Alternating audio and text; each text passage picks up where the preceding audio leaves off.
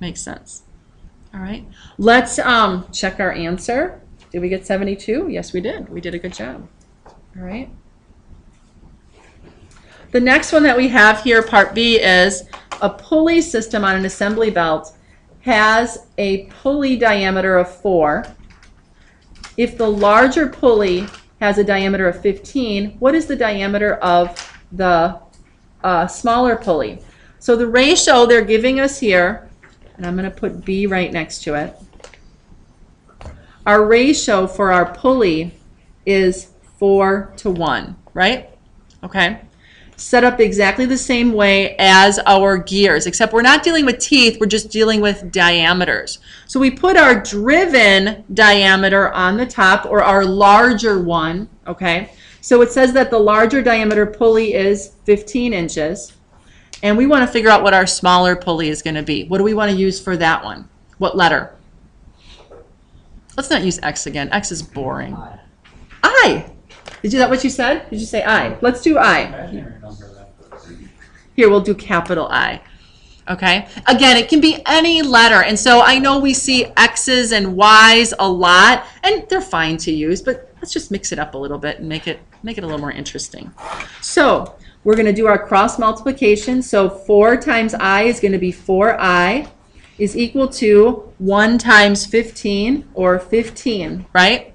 So we're going to take I and divide it by 4 on both sides to get I by itself. The 4 cancels there. So I will be equal to 15 divided by 4, 3.75. There you go. So the smaller pulley now has to have a diameter of 3.75 inches, I think they were dealing with here. And if we look, you'll notice on page 192, sure enough, we got that answer right too. Okay? So any questions so far? All right, let's go to, it tells me I want to go to page 192. Here's where we're going to get a little bit more practice, where we don't have the answers right in front of us. So what I'd like you to do is take out paper and pencil, and let's look at filling in some of the numbers on this chart here, working with the equations and the gears that they have listed. So for part A, it says it wants us to complete the following tables. So we have A here. This is a line going across. These numbers associate. It says that the teeth on our driven gear are 35.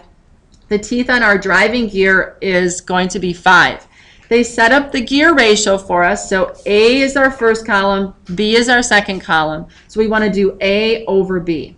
So looking here, if we do that, if we do A over B, you're going to notice that we would take 35 divided by 5, and we would get 7, right? But is that how we write out a gear ratio? No. We write out a gear ratio by saying 7:1. Does that make sense to everybody, right? Okay.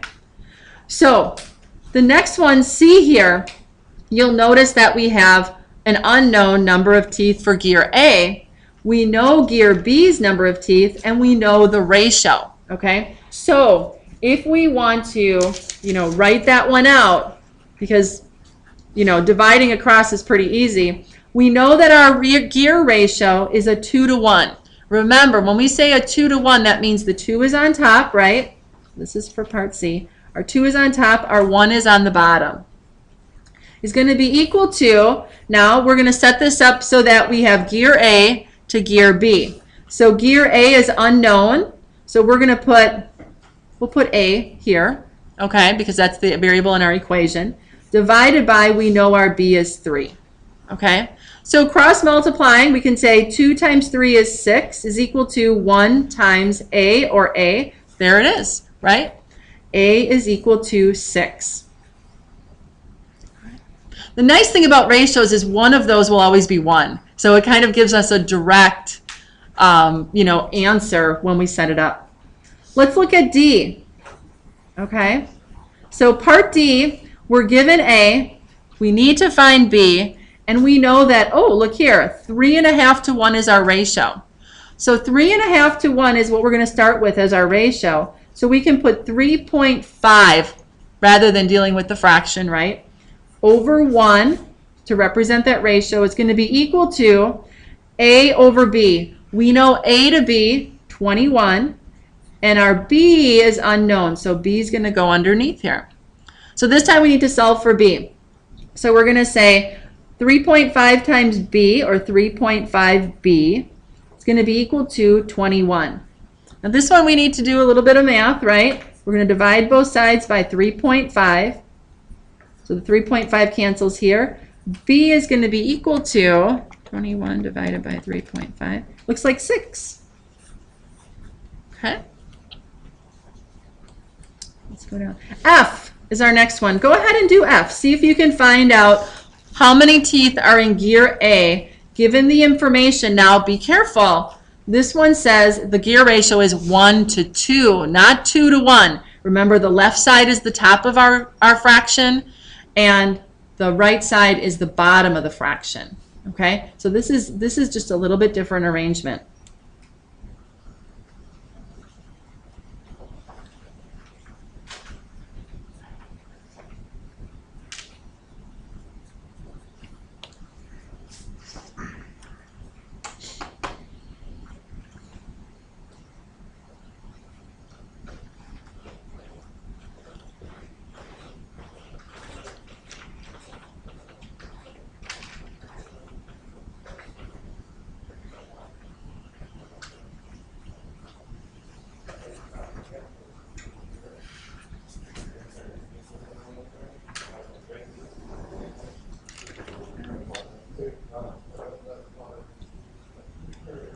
Okay, so here you should have set it up with an A over 18 is equal to 1 over 2, not 2 over 1. This was a 1 to 2 ratio. So the left-hand side there of the colon is going to be on the top, and the right-hand side is going to be on the bottom.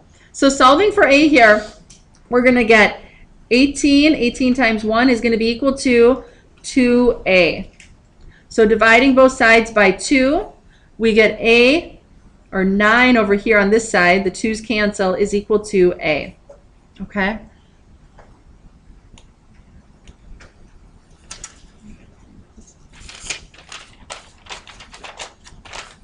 The next one we have here is H. Okay? So we need to find B for letter H here. And we're given the gear ratio of 3 to 5. So again, left-hand side of that goes on top. Right-hand side goes on the bottom. So I'm going to start there. So this is going to be H.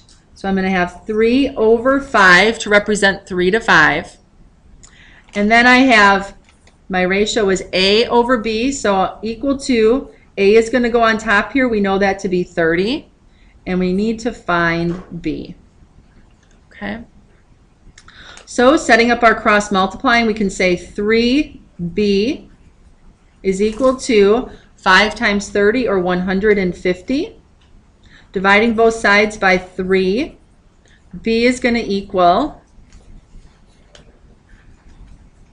looks like 50. Okay. Who feels comfortable with gear ratios at this point? Doing the number of teeth, setting them up, how to interpret this business over here with the 1 to 2 or 2 to 1 or 2 to 3, and how to set that up. So remember, the first number on the left will always be the top. The number on the bottom is going to be on the right. I'm sorry, the number on the right will be on the bottom. Okay? All right. No matter what the gear ratio is? Correct. The first number is always the numerator. The second number is always the denominator. It's like 180 to 90 or something like that. 180 will be on top, and your 90 will be on the bottom. Yes. Yep, always. That's how we read them. Yeah. So you see them in a couple different ways. You can see them written out as 2 to 1, 2 on top, 1 on the bottom.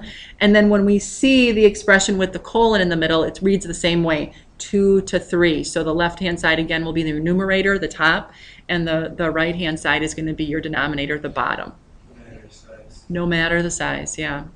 And then as we can see here too, it doesn't always have to be something to 1, and it's not always going to be whole numbers. They can be, you know, fractional or decimal equivalents as well. Okay, so sometimes we try to, well, and really the important part is when we look at sizing our gears. The gears, we have to have a whole gear tooth on a gear. We can't have like a 0.5 of a gear, right? You're not going to have a half a tooth, or you're not going to have a 3/4 of a tooth.